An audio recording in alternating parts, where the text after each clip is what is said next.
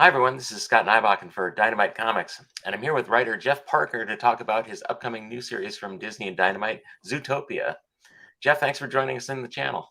Hey, good to be here. So, to start off, this is going to be the first ever ongoing Zootopia comic book series, which makes it a real milestone for the franchise. What drew you to the project, and how much did you know about the animated film when you signed on? Oh, I love that film. I remember when I first missed it at the theater, it's like I was doing a free comic book day signing while my son was next door at the theater watching it. And then when he came back, he was like, "That was so amazing!" And I'm like, "All right, well, when we get back home, I'll just get it." So we bought it. And then it was just pretty much on all the time. Like if I was walking through the living room and somebody was watching it, I'd inevitably get stuck at the couch. Like, well, I'm not too far in. I can watch the rest of this. I just feel like it's one of Disney's best features in decades. Yeah, and I think most of the people watching are familiar with the plot of the movie. So, can you give us a quick description of how things will be set up for Officer Judy Hopps and Nick Wilde at the start of your new series? It's taking place in the city of Zootopia shortly after the events of the film, right? Exactly. You don't have to feel like you missed anything because it's practically. You could assume it's just a couple of weeks after the movie. Like they're partners now, driving around the cruiser, taking orders from Chief Bogo. Um, yeah, it's like so.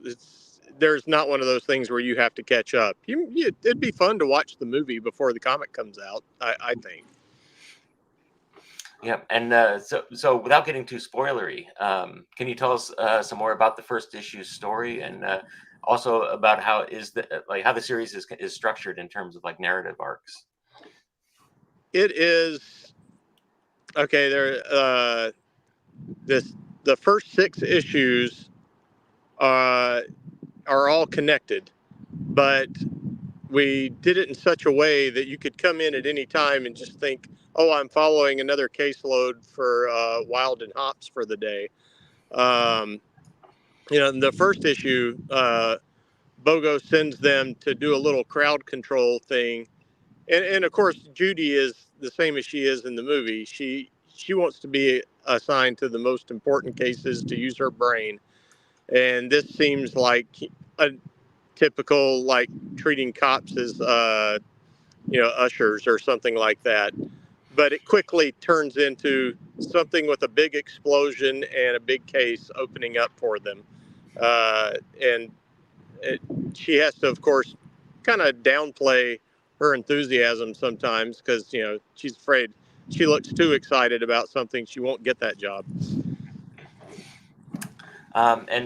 This isn't your first experience writing the Disney Dynamite or Disney's books for Dynamite. You also worked on the adventures of Darkwing Duck's notorious nemesis Negaduck.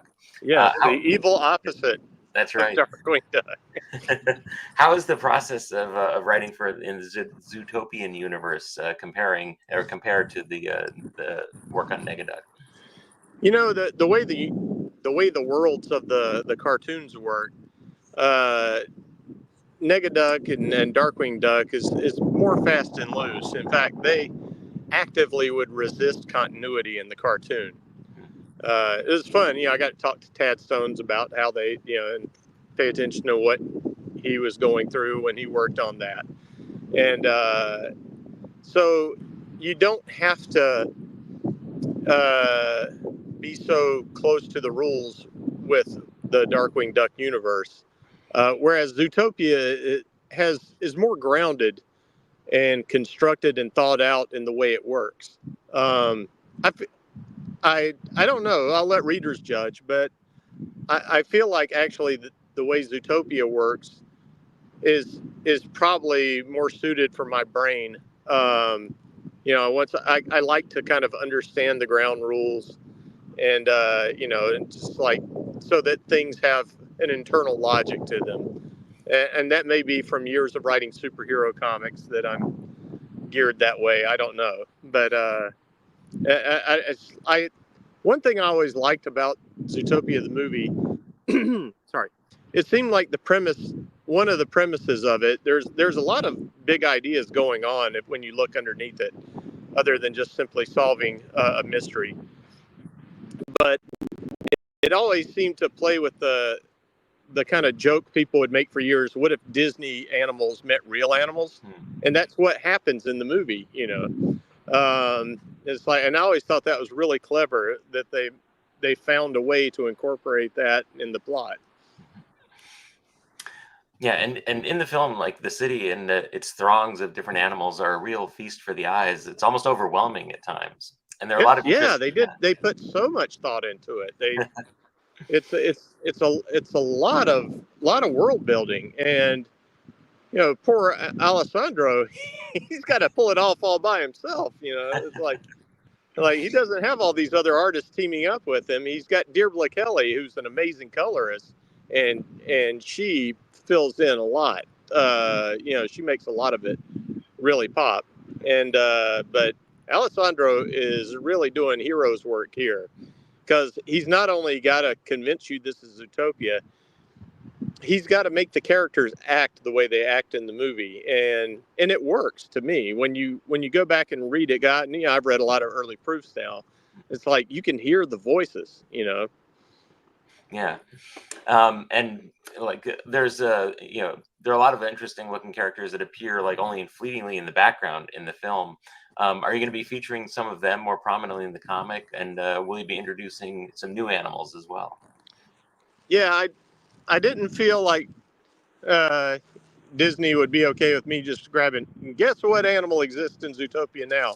You know, without getting it approved first. So I tended to look through the background and see what kind of animals they already did show. Uh, I'm sorry. Speaking of animals, here's my dog. Marty, you wanna be on camera?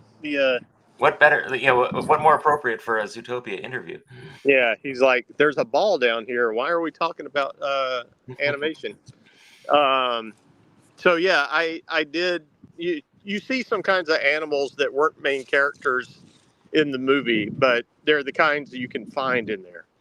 And Disney has to sign off on everything I do. So you know, I'll float one out. It's like, okay, can I have a muskrat? You know, or what, you know, or whatever. And then when they come back and they say it's okay, you know, it's all mammal based too. I got to watch it I can't just drop in a lizard person. Yeah, and this brings me to my final question, which is, if you found yourself in the world of Zootopia, what species of animal do you think you would be, and what would you be doing for a living?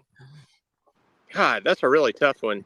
You know, one of my favorite characters in the movie is Mayor Lionheart.